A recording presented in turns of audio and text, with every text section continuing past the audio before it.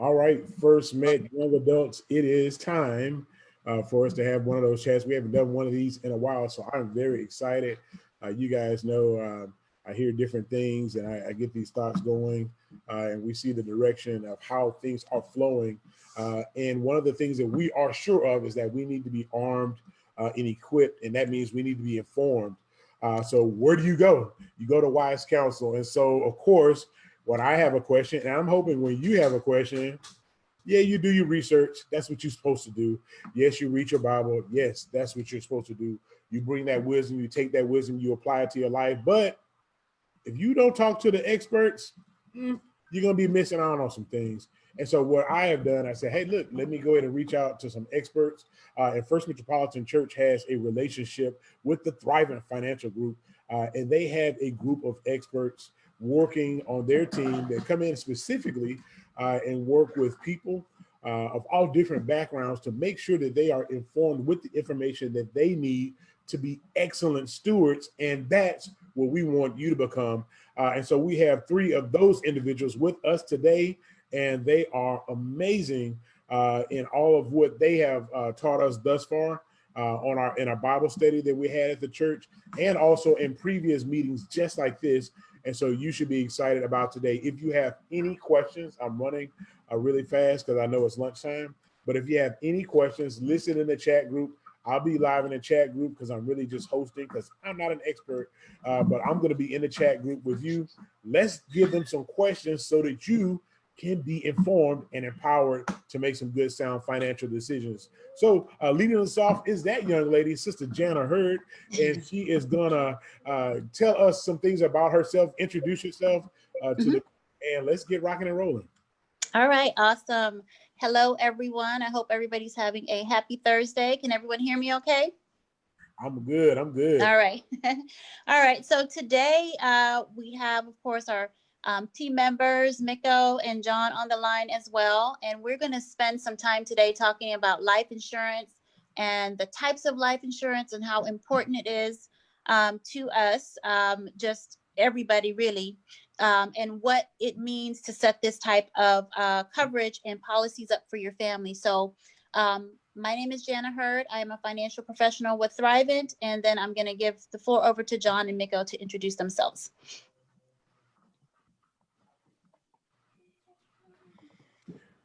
Well, happy Thursday, people. One more day and we can call it a weekend. I'm, it's kind of a blessing right now. It's not 110 degrees outside. So Yep. Let's see how long that lasts. I said this was supposed to be a cold front, and I think it was just a cooler front. So, but if you didn't know, it's snowing in Colorado. So my name is Jonathan Bourne. I am a financial consultant with Thrivent. I've been in this industry and with this company for the last 20 years. And our purpose today is just to bring you some information, give you some high level 10,000 foot view stuff of what life insurance can do, how it can be a part of your portfolio, how can it be a good protection piece for you. And then we're going to do some basic terminology information on what are the types. And we'll even go through maybe some a little bit more specifics on how you apply, what are some options that would be available to you. And of course, you always practice your due diligence. We're going to give you the best information we can. That way you can walk away with some good stuff. Great. Well, hi, everyone. Good afternoon. It's lunchtime. So my name is Miko Thomas Tisdale. I am the engagement leader in the Texas region. My role on the team is to learn what you're passionate about. So as you're having those conversations with Janna and John, make sure that you include those things that motivate you, that get you up in the morning, or just causes and local things in the community that you're passionate about, because we're not just about, making sure that your financial journey is stable. We want to make sure that we're supporting and advocating those things that you care about. It is a holistic way of planning. So I'm that person that it may mean education, it may mean projects in the community, it may mean volunteering. It's just, we want to be an organization that advocate for those things that you care about. Awesome. So John, do you want to just spend maybe a minute or two just talking about what we do as financial professionals, and then I'll jump into insurance? Yeah, I think that'd be a great idea to go ahead and talk about your specific expertise. And then let's jump into this insurance, because you know that's why I had a lot of questions, and I'm glad you were willing to help me as my kids drop cups in the background. Thank you. So yeah, yeah, I got you. So I'm going to talk a little about what we do as financial professionals. I'm going to talk a little bit through a process of how we come up with our recommendations, and I'm going to turn the floor over to Janna, and she's going to talk about specific types of life insurance. So what we do as financial professionals is, in a nutshell, this. We become your personal consultant, and a lot of times we are accountability partners. So what we do as financial professionals is we sit down with each individual client or as a family, trying to discuss what their big aspirations are, what their goals are, but more importantly, what their needs are. Because we don't make sure we're going to fill those gaps and get those needs taken care of. And that process it's very linear in thought. So you gather a lot of information, you figure out what is most important, and then you start itemizing them out. I want to tackle number 1 first, number 5 second, and number 10 last. And everything else in between, we just may get to at a later date. But what it does do is supplies you a footprint or a roadmap on how you need to get your assets, insurance, the things that are most important to you organized. So what it really will do is it keeps you on track of, this is what I need to do next. So that's really the process we take you through. And then over the course of a relationship that Jan and I have with our clients, we touch base every 6 months, maybe every year. Hey, have you taken care of X, whatever X may be? And that may be your legal documents, making sure you met with an attorney and get your wills in place. Or maybe it's like, have you considered doing a refinance on your house? We talked about that 2 or 3 months ago. Did you act on that? Did you, how's the college funding going? Things like that. We just check in with you and say, hey, have you done this yet? And it's not to harass you, because we're doing it out of love. So what we're really trying to do is making sure that you're staying on track with all of your needs. So when we go through that process with individuals, it's always up to the individual to make and take action. It's our job to give those recommendations and stay with you through that relationship. Awesome. Thanks, John. All right. So I am going to jump into life insurance. So what is life insurance? And I'm going to go through some benefits and things like that. But first, I want to just talk about the 3 key types of life insurance. So there are lots of different types of life insurance policies, lots of different life insurance companies. But what we want to understand today is just the 3 basic types. And there's a couple of things that I do want you guys to walk away with. Just key things, so that whenever you are in the position to where you want to get life insurance for your family or look into more life insurance options, you have a basic idea of what's going on. So basically, the 3 types of life insurance policies that you see would be a term life option, which I like to call the rent option. So the term life is exactly as it sounds. It's temporary. It's for a period of time. It will expire. So just like a rent, when you're living in an apartment or you're living in a home that you're renting, you have it for a particular amount of time, 5 years, 10 years, a year, whatever it may be. But at the end of that time, you would either have to extend your lease at that time or buy a home or something like that. So that's the first kind. That is the term life option. Typically, that's the cheapest one that you can get. And so we could talk a little bit more about that. But that's the one key thing I want you guys to know about the term life. Term life means that it will expire at some point. Just like rent, you would have to renew or get additional coverage, et cetera, et cetera. All right, the next type is your whole life. This is a permanent life insurance option. I like to think about this one as a mortgage. So just like when you're purchasing a home, if you have a mortgage, you're purchasing your home, at some point you're going to pay it off. It will be building a cash value as you go. So whole life options are the more expensive options, but it's because it's kind of like buying the home, the mortgage option, and you're going to own that benefit at some point in the future if you continue to pay your premiums. So just by the way that it sounds, you probably figured out that is a more expensive option of getting coverage for life insurance. And then the third option is what we call universal life. And the universal life options is also a permanent life option, but it has a little bit of flexibility. So you can, well, it has a lot of flexibility. So you can have a different premium amount. You can change your actual face amount of your policy. So with the universal life, even though it's permanent, you see some of the I guess, flexibility that you may want to have. And then you have the permanent life insurance too. So for a lot of folks, universal life is a good option because it's right in the middle and it gives you sometimes a lower cost and then some of the provisions of the permanent and some of the term at the same time. So universal life can be good for a lot of folks too, just depending on what your life insurance needs are. I want to back up real quick too.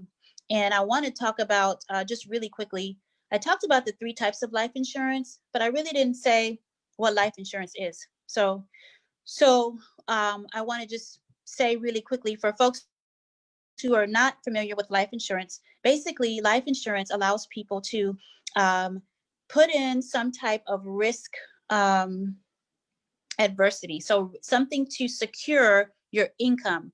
So if something were to happen to you, the reason why you would purchase life insurance is so that if something were to happen to me, I'm paying on a policy, let's say it's $100,000 worth of coverage, that money would go to my family, friends, whoever I want it to go to if something were to happen to me at death or whatever, so that you can have income replacement, basically, for your family. So if something were to happen and I'm paying for a $100,000 life insurance policy, the beneficiary is my husband or my children.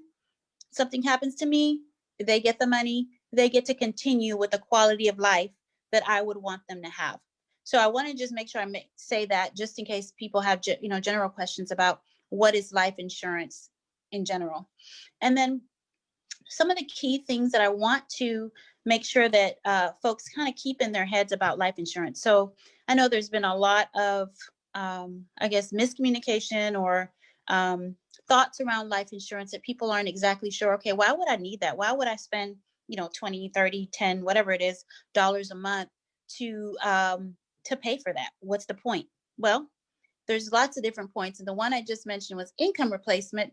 But another couple of ways to think about it is life insurance is a way of building wealth for your family, generational wealth.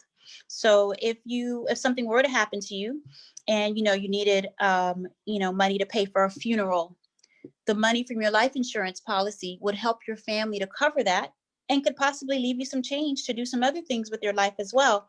So life insurance is not only income replacement for the family, but it's also a way to provide for the family and building wealth in future generations. Another key piece of life insurance is if you have purchased things like a home, a boat, a car, things like that cost a little bit of money that you think, okay, well, I'm going to have, 30 years to pay that off or 15 years to pay that off. And while you're going through that 30 years or 50 years, something happens to you, then your family then will be able to pay off whatever that is, that home or whatever it may be that you were planning to get, or acquire for your family. So it gives you also kind of a backup plan on paying for different things. And depending on the type of life insurance you decide to get. So you say, you know what, I really want to have life insurance, but I want to also save some money, build some cash value. You can also create a life insurance policy or plan for yourself that would include, some cash value. So you can have cash value in the future versus just having that kind of end of life or final benefit amounts. So life insurance, it seems sometimes like, oh, maybe I don't need that, but it is really the difference between really protecting your income or just being stuck, really, or your family being stuck if something were to happen. And something is going to happen. None of us are going to be here forever. And we know that we want to create an environment for our children, for our family, where they are not missing us and missing everything else, but they have a little bit to pay for whatever it is that they need, and they will miss us, but they won't miss out on their life just because we're not around anymore. Janna, let me ask you a question. And I know this is kind of a silly question, but one of the things we talked about is it's better to get them as you are when you are younger because of the amount of the policy. Yep. But what if you're not married and don't have children? Can you get a policy and then designate a beneficiary later? Yes. So you can get your life insurance policy, and actually during those quarterly or annual meetings that John talked about, we always go over beneficiary information, because you as the owner of the policy, you can change that, whenever you get ready. So say, for example, you say, okay, you know what? I want the Benny to be now my spouse now that I'm married. We can do that. Those are the types of things that we do in the reviews, and making sure that the money is going to the person that you would want it to go to at different points in your life. So what you're also saying is that as a spouse, this policy is also good leverage.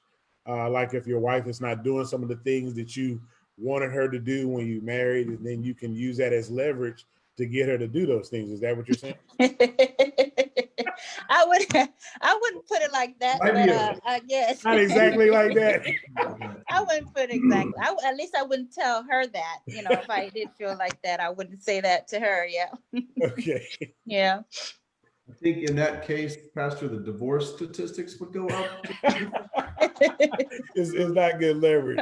No, I wouldn't go there. Yep. So, so John, is there anything else? Yeah, one of the things I wanted to add to that, and I think these are some key points, just in addition. Life insurance proceeds are not for you. They're for the people that are left behind. It is a gift, okay? But that gift comes with no tax burden to whomever is going to receive it. Life insurance is the only asset that's going to pass tax-free. Everything else that you're going to do, there's going to be some tax consequences for the most part. Life insurance is not going to have any taxes due. And more importantly, it's pennies on the dollar. For the amount of money that you're going to place into a contract and what's going to be paid out to the people that you leave behind, you'd never be able to make that money up in the market. I've been doing active investing for the last 20 some odd years, and believe me, you're never going to make that up. And I want to give you one example. My best friend's wife died almost 3 years ago now. I had done a plan with them right before she was diagnosed with breast cancer. We were able to place contracts on her and him, not even knowing that she was sick. Diagnosis comes out 1 year, and she fought a good fight for almost 8 years, and then she passed.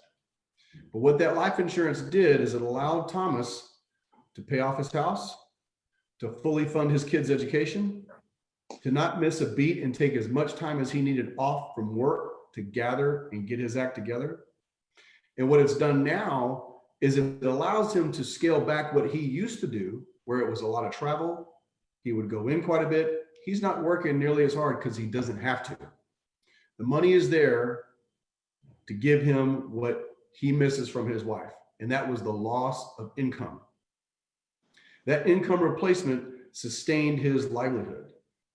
And I'm thankful every day that, one, we did that, two, that they listened, but number three, I had the intestinal fortitude to make these large recommendations that most people would have balked and said, well, I have one child and I have a mortgage. What do I need $1.5 million worth of life insurance for? Well, that's why.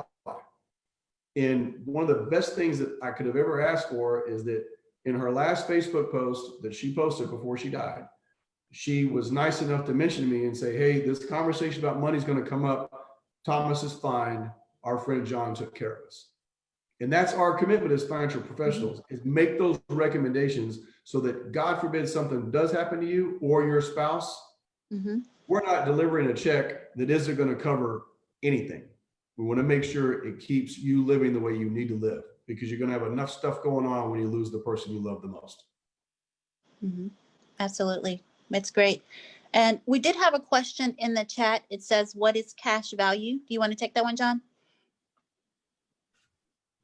So the two policies that Janna was mentioning, the permanent contracts, traditional whole life and universal life, those are also act as what I would call a forced savings. So you're paying a premium, which covers the cost of insurance, but that premium also starts to accumulate some value. And so over time, that value, or what we call cash value, can get quite large. So I use an example. Let's say I have a $100,000 face amount, and my suggested premium is $100 a month. That $100 covers the cost of insurance, and then it's actually invested inside the account or inside the general fund with whatever company you're using, and it's earning an interest rate. And right now that interest rate's earning 4.5%. Two things come into play. One, it's a compounding rate of return, not a simple rate of return like you'd see on a CD. And number two, it continues to compound every time you make a deposit. And what that cash value does is this. At a given time, you can say, well, I want to borrow against it. You can borrow against your life insurance cash value contract. Pay it back, but you have access to funds that maybe you didn't have before. Number two, you can take a withdrawal against it. And what that withdrawal does is you take out your cost basis first, which means you pay no tax. You take that money out, you purchase the things that you need to purchase or do the things that you need to do, but you still maintain coverage. The most important things with cash value life insurance, and always remember this, it's a savings vehicle, it is a protection vehicle. And that forced savings element should be a part of everyone's portfolio. So when we do these holistic plans, we talk through these types of conversations and say, hey, we know we have this need and the need is large. Maybe we cover a big portion of it with a least expensive option, which would be a term. But then we have this additional piece that will be there as long as you are, because it's designed to last until we all die. But at the same time, it's earning something. It gives you a little bit more leverage. I use them as a person's bond portfolio because a 4.5% rate of return compounding is on a taxable rate, probably close to 7 and some change in a bond portfolio. There's not a whole lot of bond portfolios going to consistently hit that number with no risk. Let me ask this question. One of the things that is a buzzword right now is pre-existing conditions. Of course, a lot of us have pre-existing conditions, even at a young age. Some of our clientele, if you will, are going to have those things. And one of the most challenging pre-existing conditions that I find when I'm in conversation with people about insurance is poverty. So that's one side of the conversation. But let's talk about how you can be creative if you have some type of pre-existing condition that does not allow you to get insurance. And if that is the case, then how do you handle it from a standpoint of, hey, I just can't afford the policy. My health is good, but I can't afford it. So let's talk about some creative ways. So I'll address, would you like to take one, Janna, or do you want me to talk about it? You can go ahead and then I can just add in if there's anything else I want to add. Okay. So I'll start with health pre-existing condition, okay? We're not underwriters, right? But there are 15 different classes, rate classes that you get inside life insurance. What we call preferred best, which means you're in perfect shape. Super preferred, which means you're almost in perfect shape. Preferred standard, standard is the average. You know, you're just kind of meeting the average. And then you have what's called substandard, which means they're going to charge you a little bit more because you may be diabetic, you may have high blood pressure, you may have high cholesterol, on and on and on. And a combination of all those things will get you a substandard rating. And when you go through that rating process, or when you go through the underwriting process, they determine what the rating is going to be. When we give quotes and give ideas of how much things cost, we'll quote it as what's called standard, the average. And we always kind of say the same thing. This may be less expensive than what we're showing you now because you might be better than an average. Or it may be more expensive than what we're showing you now because it may be less than average, okay? Now on the poverty side, I would probably put it to you this way. You may not be able to afford it. You may not think you're able to afford it. But what we do through this process is we find different ways to say, hey, if we cut this out, whatever this is, if you can sacrifice this, take your pick what you want to call it, that pays that premium. Because if you have people that would be left behind, you can't afford not to do it. Because now you have just continued to matriculate the cycle of poverty. Because if you have them, if you're already struggling and you've got a wife and a couple of kids, they're going to struggle for the rest of their lives because we didn't, one, make a recommendation. Number two, we didn't find a way to create that money for you by helping you with some budget issues. And number three, God forbid something happened to you, they're never going to come out.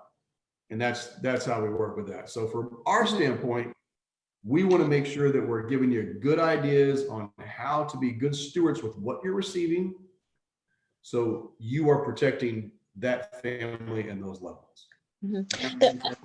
Yeah, I think that's great. And the only other thing I would add to that is, you know, so you may have to start out at a lower amount. So you may say, you know what, right now I can only do, you know, $50,000 or $100,000 worth of term life, which is the cheaper option. You know, but as time goes, you can add more insurance and you can do other things to increase your portfolio. One of the things that when we meet with people who may not have a whole lot of money up front is just opening their eyes to say, you know, I don't have to do everything at one time. If this year I pick up one insurance policy for, you know, 100 grand or whatever that number is that I can afford for myself, and then in a few months I pick up one for my wife, you know, it doesn't have to be all at one time. I'm going to do all this stuff that I can't afford to do. Let's sit down and think about, okay, what can I afford to do today? 100,000 today. Maybe I can afford 200,000 next year once I get this promotion, or I pay off a few credit cards, wherever that may be. But I would say with the whole, you know, I can't afford it thing, you probably can if you move some things around, and you don't have to get as much as you may need at this time. You can start somewhere and build on that insurance as you go. And then as far as, you know, health conditions, I know, as John was mentioning, it just depends on where you are with your, you know, personal health and what the underwriters are going to require. But I would always tell people, at least try. Don't just assume that you cannot, because it doesn't cost you anything to try to get some coverage. And if you do not have coverage, as John mentioned, you are not going to put your family in the position that they need to be in, and they're going to struggle. Not only are they going to miss you, they're going to miss out on a whole lot of life because they can't afford it. And so that's something you don't want your family to have to go through. I've been through that personally. It's no fun trying to figure out how to pay for funeral expenses, how to, you know, just pay for whatever you need to pay for in that time period, because the main income, you know, earner has been lost, you know, whatever situation may be. So it is important to just plan it out and get started. I don't care if it's $1 a month, whatever you can afford. We can figure out a way to get you going with something, even if it's just planning for a future date of getting insurance or something like that. But always still submit your application and try, and then consider adding insurance as you go. As your income builds, you add. Yeah, I wrote down when John was talking, as believers, we know that there is life after death, Yep. but the insurance helps us to make sure that our families continue to have life after our death. And that's something that we want to keep in mind. But I do want to also ask a question about community. What are some things that we can do, Sister Miko, that could make the community a lot more aware of how important the need for health insurance is? Because this is a major thing that affects the whole quality of the community, and also as churches, it affects our churches as well. Absolutely. So I will also add to what Jan and John mentioned about the number of calls or the number of emails that I receive when people are trying to raise money to bury their families, and the peace of mind that you can have in being able to bury your family, where you're not asking brothers and sisters and friends and other family members to give so many dollars so that you can just bury your loved one. So that is the value of having life insurance, regardless of where you are on that journey, you know, surviving, struggling, stable, secure, or surplus. It's very valuable to you to have that tool in your toolbox just to be prepared, because we don't know when that time is coming. But we want to do the best we can, or we as a team want to help you get to the position where you can be better prepared. And so other ways that we address that is through education, because sometimes people just don't know, right? They don't know what's out there. They don't understand. So maybe it's education. Maybe it's helping you understand that money journey or that financial journey. Maybe it's helping you understand the products, as we're talking about life insurance today. It's just getting that down to the ends of, you know, what does it mean? How can I obtain this? And then what does it mean for my life and my family? So it could be education. Another thing is, because we work with so many organizations and congregations, there are just ways to connect, right? But I am a firm believer that education is key, is teaching the community why this is so important, and then also providing those tools and resources that they can make those decisions. If you guys could, you know, we always talk about that old slogan that's been out there for a while, is health is wealth. Health is the new wealth. That health is the new wealth. So yes, we do have to take better care of our health. But we also know that the insurance is security, it's an expense, but it's also protective. And I don't think, sometimes we may look at what we have, and we may not have a good understanding of just how much wealth we have until we actually take out pen and paper and be like, wait a minute, I do have some things that need to be covered. Is there a form or a formula that you guys use to help people determine their net worth? And then also, is there a threshold of how much you say to cover, and how do you go about that? So yeah, that's a great question. We actually do have a document that we fill out with the clients and or give it to them in advance, and it forces them to kind of itemize what you just described. I have this house, I have this vehicle, I have this much in savings, and on and on and on. So it really just lists out everything that is on their portfolio, their net worth. And then what we do after that is we then determine, okay, this is what your worth is. These are the liabilities that are attached to that worth. Do we want to just cover those liabilities? And then we come up with that solution. So if that liability is $100,000, we want to cover that liability. If there's a little bit more to it, which is the more comprehensive side of it, we go through that process. But yes, to answer your question, we do walk through that process, determine what the liability is, plop, there's the liability. And here's the more important part. Some of those liabilities might not be there forever. You may have a 15-year mortgage on your house, and we are going to cover it just for that period of time. Yep. Because you just reduced that liability. You may have several things that may be for a 5 or a 10-year period of time. We might just be covered it for that liability. So there's no one size fits all in anything when it comes to financial planning. There's always going to be a piece that looks like a puzzle, literally. And as we put all the pieces out, that puzzle starts. You see the picture, and then you move. Yep. Awesome. One of the things, Johnny, that you asked about was other products. So for folks who never get approved for life insurance, or, you know, they never feel like they, can you guys hear me? Yeah. So you just never get. I said the creative aspect. Yeah. So there are other products, like you can you just to get some investments and savings. There are different types of investments and saving products that you can get. I would say in addition, but if you can't, you know, get approved for life insurance at any level, I would say, you know, there are like annuity products and different investments like mutual funds and different things that you can do to help grow your money and help you, you know, kind of build your money up.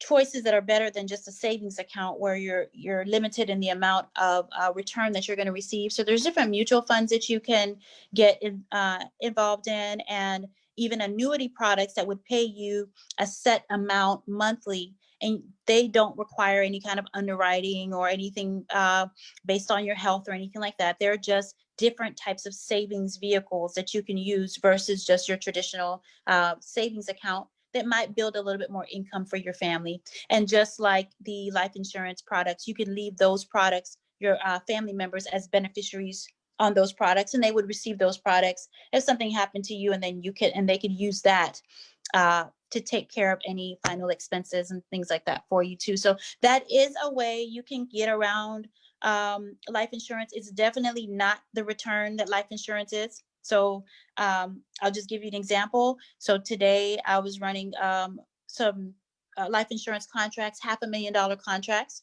and the couple were in their early 40s.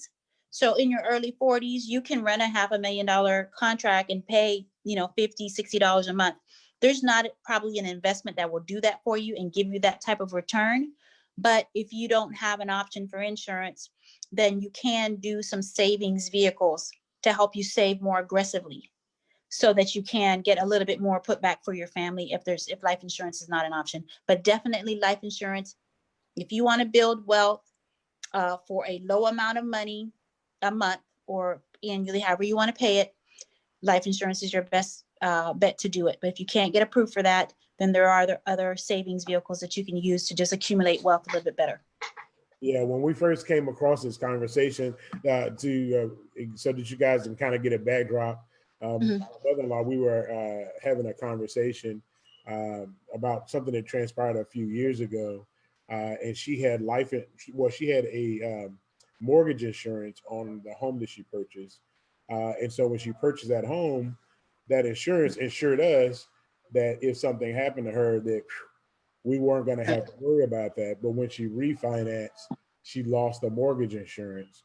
So the first thing I looked at is I'm like, okay, well, we have enough to take care of Houston. But after that, we got to be in trouble. So that's a situation where you can inherit something. Yep. You don't have enough to take care of what you inherit. So then you had to get creative. You had to say, wait a minute, well, if we can't put a policy on someone that is 92, right, then what do? We had to be very creative in this end of the game to actually be able to absorb that type of a blessing and to maintain and also hopefully build on top of what was left. And that's how we came across that. And so Janna said, well, maybe you could consider an annuity route that would not give you full payment for a home, but maybe save up enough to where it can on the back end. There you go, help you maintain. Help you pay for it. Yeah, help you maintain it. So are there some other thoughts like that? Because that creativity, I was like, man, you blew my mind. I was like, okay, all right, that is a good thought. I would say just any of the savings vehicles, like the different mutual fund products that we have. So basically that gives you an opportunity to invest at a level that you're comfortable. So if you decided to go that route, we would do what we call an asset match, or kind of judge your risk tolerance and then invest accordingly. Of course, with that, the issue with any of those types of investment products is there is a risk because you're investing, with those products. Whereas, as we were talking about with life insurance, that's guaranteed. So that would be the thing. But yeah, you definitely can do, different savings accumulation vehicles. John, do you have any other thoughts around that? I know we have like the annuities and mutual funds. Any other thoughts around different types of savings vehicles that folks could use? I think that's good, but I want to add just one thing for you, Pastor, is let's talk just one level up. And that level up would be is I want to be able to give a gift, whether that's to an individual or my church or my favorite charity. The best way to give that gift with the biggest bang for your buck, literally, is through a life insurance contract. So, one of the things that, a lot of people say is well, I don't feel like I can give all that much, but I want to give something, but how can I make the biggest impact, right? And I've done this several times in the past where we've met with different parishioners. We've said, why don't you take out a life insurance contract that the church is the beneficiary? Or one step further, church is the owner. You're paying the premium because that's part of your tithe.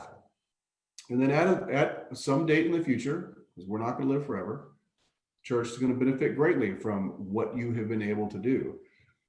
That's the easiest way and the most efficient way to give the most amount of money to something you care about. It doesn't always have to be an individual. It can be an organization. You know, it could be your church. And what we've noticed over the years is that people I do believe that everybody has a giving heart. And sometimes when you watch the news, you really kind of get distracted. You think that can't be true. But I really believe that everybody has a giving heart. And one of the things that we do as part of our process is teach them to be good givers. And if there's something that we can do to maybe give them that one added step, because in that process that we walk through, we talk about these basic ideas: savings, protection, retirement. Then we go one step further: charitable giving, how we protect others, how we can make a bigger impact in our community. And when you brought that up a few minutes ago, is how can we affect the community? We affect the community like that. I mean, just think of what amazing things you can do if you have the resources to fund these projects, whatever they may be, right? That's where the value really starts to kick in. Yep. So I kind of want to throw that in there because, you know, it's not all here at this level. It really goes up to here. Well, let me ask something. I would ask this question. You talk about different products, Janna. How important is the company itself?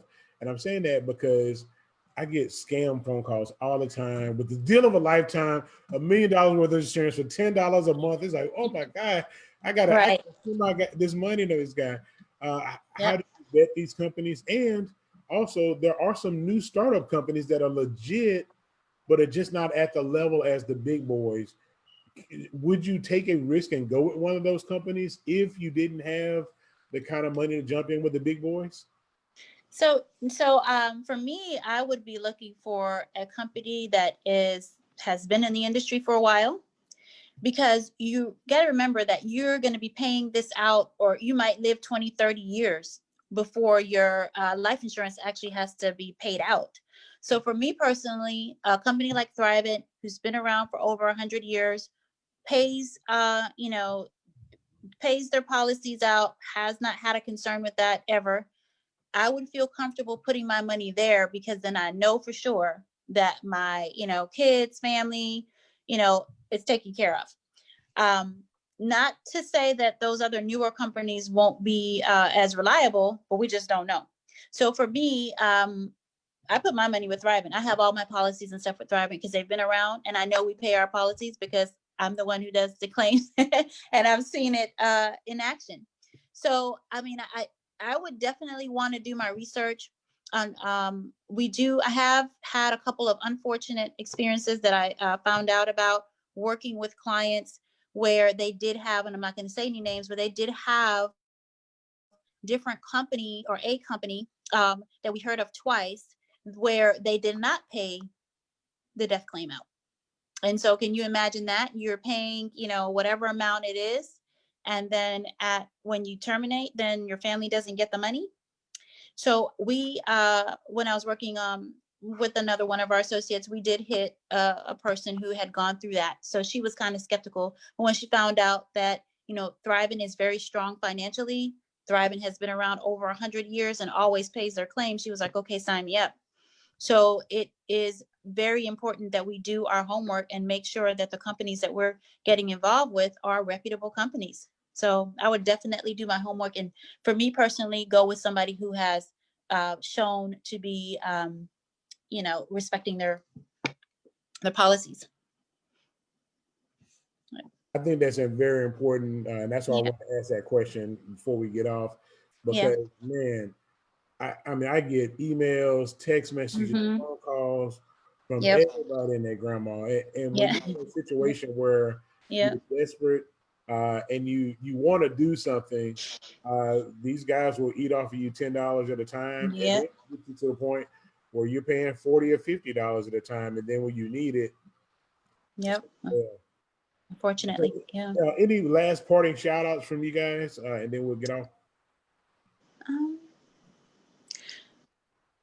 For me, I would just say, if anybody has any questions about life insurance, you're welcome to call John or I to find out more about it. And then if you haven't talked about life insurance with your family, I would say to talk to your family, figure out what you guys have or what you don't have, and get that written down somewhere, figure it out somewhere, so that when something does happen, and it will, your family is ready. And it's not another like sad situation and going out and trying to pull money from different people like Miko was mentioning. We have to get over that. We've got to get past that. And the cost of insurance is not, so high that, it's out of control. I mean, if you just skip a couple of, times to the fast food restaurant, you'll probably have enough to do some minimum coverage. So talk to your family about what kind of coverage you have and what kind of different products you've purchased. And then if you don't feel like you have enough, or if you don't feel like, or if you feel like you just want to talk about it and figure out where you need to be, you can set up a consult with us. There's no charge to that consult, and we'll be more than happy to just talk to you about what are some good next steps for you and your family to get you into a better position financially. And then I would just add that, we're going to meet you where you are, wherever that is. We're going to meet you where you are. And it's never too late to have the conversation. Never too. The only time it's too late is when you're gone. You can't have that conversation anymore. So we don't want that to happen. So the time is now. Is have that conversation with Janna and John. And as I said before, make sure that part of that conversation is those things that motivate you and that you're passionate about, because we care about that as well. I think the only thing I would add to that is don't be afraid to ask for help. A lot of people want to do things by themselves, maybe because you got a trust issue. You knew people in the past that were taken advantage of. As Pastor was saying, I don't want to get scammed. Reach out to a professional, whether it's us or somebody else. Reach out to a professional, ask these questions. Therefore, you can make the most informed decision. Because we've said this. Did anybody remember Schoolhouse Rock? When they were kids on Saturday morning, knowledge is power. Knowledge is power. Yeah. Learn from it. Pick their brains. Figure out what you need to do so you can make the most informed decision, which will be the most important decision for your family. Yep. Awesome. Well, I thank you guys for joining us for this discussion. It has been awesome. I've learned a lot myself, and we're gonna. Of course, the stream will still be there for those of you who will be watching later. Please leave your comments. We'll come back and comment.